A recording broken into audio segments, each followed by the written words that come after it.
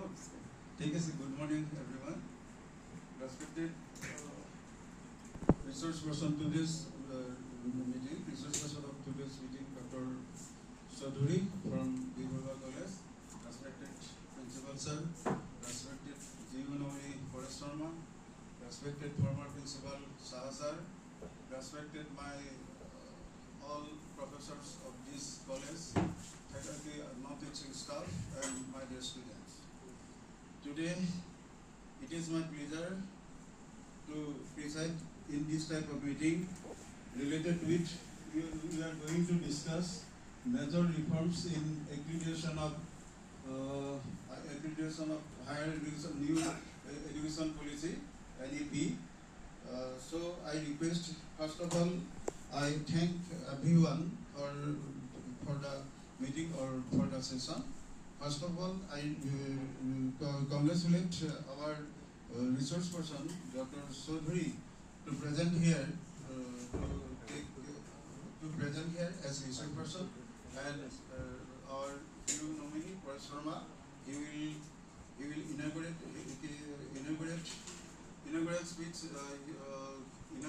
speech by Dr. Forest Sharma. He will inaugurate this meeting or this session. আমি আটাই জানো যে NEP new education national education policy আৰু নেকৰ third phase প্ৰায় আৰম্ভ হৈছে, থাৰ্ড চাৰ্কুল আৰম্ভ হৈছে, আৰু বিভিন্ন বিশ্ববিদ্যালয় আৰু কলেজবিলাকত এই থাৰ্ড চাৰ্কুলৰ দ্বাৰা এক্ৰিডিটেশ্যন ইতিমধ্যে হৈ গৈছে। নেক্সট কথা আমি ইতিমধ্যে জনা হৈছোঁ, এইটো এটা অট'নমাছ বডি, আৰু এতিয়া নতুন থাৰ্ড চাৰ্কুলত এতিয়া এনেকুৱা ধৰণৰ হেৰিবোৰ ইণ্ট্ৰডিউচ কৰিছে যে এতিয়া 70% কলেজখনে SSRৰ জৰিয়তেই প্ৰস্তুত কৰি দিয়ে, এনাডাৰ 30 মাৰ্কছ মিনছ 30 মাৰ্কছ, আৰু আহি তেওঁলোকে ফিজিকেল ভেৰিফিকেশ্যনৰ পিছত তেওঁলোকে চাই বা আহি যি দেখে আমাৰ যি আছে সম্পদ সেইবিলাক চাই তেওঁলোকে মাৰ্কছটো দিয়ে। গতিকে এতিয়া এই থাৰ্ড চাৰ্কুলত অন্ততঃ 70% যেতিয়া SSRৰ জৰিয়তে হোৱা হৈছে, তাৰ কাৰণে আমাৰ বহুখিনি সুবিধা হৈছে। আৰু আপোনালোকক মই ফাৰ্ষ্ট অফ অল মই কংগ্ৰেচুলেট কৰিছোঁ যে আপোনালোকে ইয়াৰ আগতে নেকৰ এক্ৰিডিটেশ্যনত আপোনালোকে বি গ্ৰেড পাইছে। নতুন প্ৰচেষ্টাতে আপোনালোকৰ আটাই মানে ইনক্লুডিং কোঅৰ্ডিনেটৰ হেমন্ত চক্ৰৱৰ্তী, তেওঁ বা আপোনালোক আটাই আপোনালোকৰ প্ৰচেষ্টাত সমূহীয়া প্ৰচেষ্টাত অধ্যাপকসকলৰ সমূহীয়া প্ৰচেষ্টাতে ঠিক তেনেকুৱা হৈছে, নন টিচিং ষ্টাফৰ সমূহীয়া প্ৰচেষ্টা বা ষ্টুডেণ্টবিলাকৰ সমূহীয়া প্ৰচেষ্টাতে হৈছে। গতিকে মই আপোনালোকক এই সুযোগতে কংগ্ৰেচুলেট কৰিছোঁ যে আপোনালোক হেৰিৰ পাত্ৰ, কিয় যে আপোনালোকে এই কলেজখনলৈ 1981ৰ কলেজ হ'লেও তাৰপিছত 2013ৰ পৰা প্ৰভিঞ্চিয়েলাইজ হৈছে। গতিকে আপোনালোকৰ আশাহতীয়া প্ৰচেষ্টাৰ কাৰণে এইটো হৈছে। গতিকে আপোনালোকে জানে যে নেকে এতিয়া 7 ক্ৰাইটেৰিয়ন হেৰি কৰিছে, আৰু তাৰ ভিতৰতে বিশেষকৈ টিচিং লাৰ্ণিং আৰু ইভেলুৱেশ্যনৰ ওপৰত আমি বিশেষ গুৰুত্ব দিব লাগে।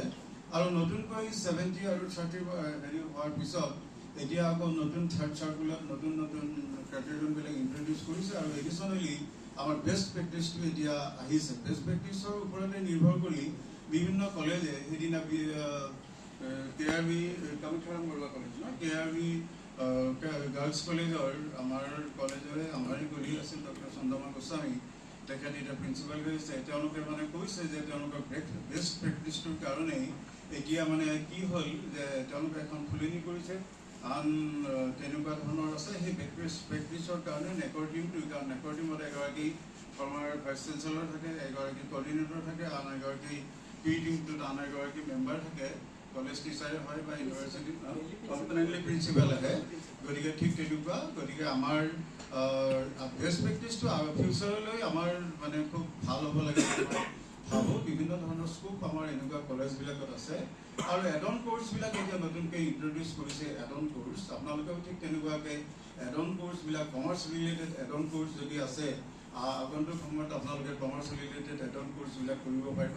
অৱশ্যে কমাৰ্চ ৰিলেটেড যে হ'ব লাগিব সেইটো কথা নহয়।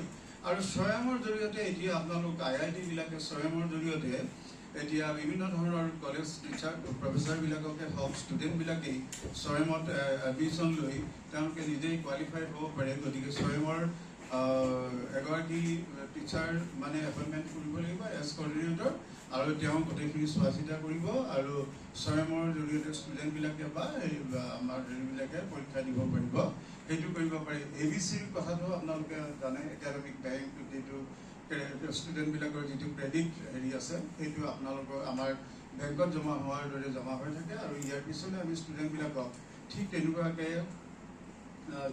আমি অভ্যস্ত কৰাব লাগিব। তেওঁলোকক ঠিক তেনেকুৱাকৈ যদি আমি আনিব পাৰোঁ তেতিয়াহ'লে আমাৰ এইখন কলেজে কালিলৈ A গ্ৰেড A++ বা তেনেকুৱা ধৰণৰ হেৰিও পাব, মই তাকে আশা কৰোঁ। আৰু আশা কৰিছোঁ এনেকুৱা ধৰণৰ ছেমিনাৰৰ জৰিয়তে আমি নেট ৰিলেটেড বা নেশ্যনেল এডুকেশ্যন পলিচি নতুনকৈ ইম্প'জ কৰা বিভিন্ন ধৰণৰ নিয়ম নীতিবিলাকৰ কাৰণে আমি জানিব পাৰিম। বিশেষকৈ এতিয়া ষ্টুডেণ্ট প্ৰগ্ৰেশ্যনৰ কথাটো মই আপোনালোকক কওঁ যে আমাৰ এতিয়া আমি ষ্টুডেণ্টবিলাকে পাছত যিমানবিলাক ষ্টুডেণ্ট আছিল তেওঁলোকৰ ৰিজাল্ট কি, তেওঁলোকে কি কাম কৰি আছে, তেওঁলোকৰ গোটেই বায়'ডাটাটো এতিয়া প্ৰয়োজন হৈ পৰিছে। গতিকে পাছত ষ্টুডেণ্টবিলাকৰ বায়'ডাটাটো এনেকুৱা কেতিয়াবা বিচাৰি উলিওৱাটো অলপ দিগদাৰ হয়, তথাপিতো সেই কথাখিনি আমি যাতে ষ্টুডেণ্ট প্ৰগ্ৰেশ্যনৰ ওপৰতো শেহতীয়াভাৱে ডক্টৰ চৌধুৰী ছাৰে ক'ব, শেহতীয়াভাৱে খুব প্ৰয়োজন হৈছে। গতিকে সেইবিলাক আমি যি কামেই কৰোঁ এতিয়াৰ পৰা আমি ব্লেক এণ্ড হোৱাইট প্ৰুফ ৰাখিম। আমি যদি কোনোবা এগৰাকী ষ্টুডেণ্টক এডমিশ্যনো দিছোঁ সেইটোও আমাৰ প্ৰুফ থাকিব, কোনোবা এগৰাকী ল'ৰা বা ছোৱালীৰ এক্সট্ৰা কাৰিকুলাৰ এক্টিভিটিছ আছে সেইটোও আমাৰ প্ৰুফ থাকিব। যিকোনো মুঠতে এতিয়া ব্লেক এণ্ড হোৱাইট আমি প্ৰুফটো প্ৰিজাৰ্ভ কৰি থ'ব লাগিব।